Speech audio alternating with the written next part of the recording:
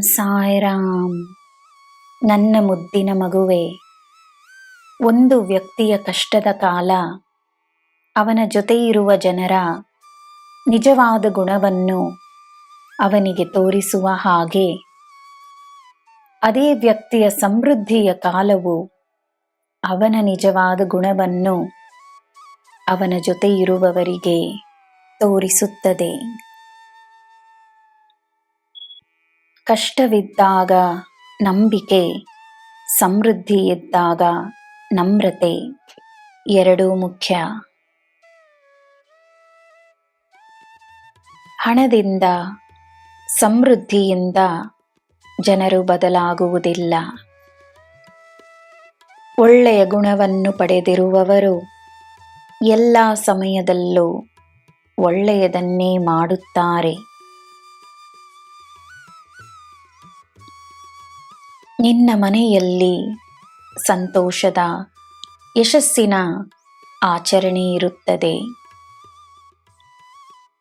ನಿನ್ನ ಆಲೋಚನೆಗಳಲ್ಲಿರುವ ಸ್ಪಷ್ಟತೆ ನಿನಗೆ ಅನನ್ಯವಾದ ದಾರಿಯನ್ನು ತೋರಿಸುತ್ತದೆ.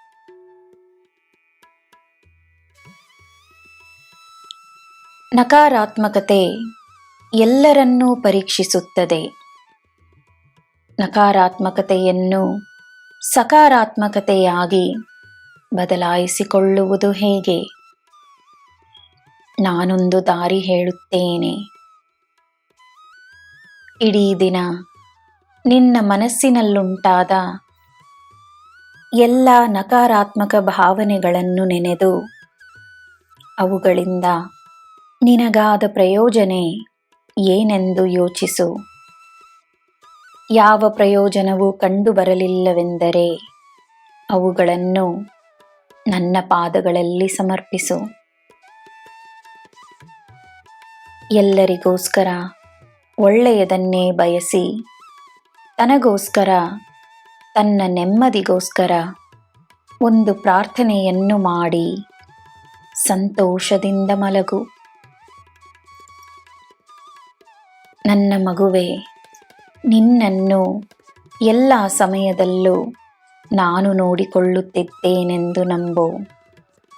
ನಿನಗೆ ಎಲ್ಲ ಶುಭವೇ. ಜೈ ಸಾಯಿರಾಮ್.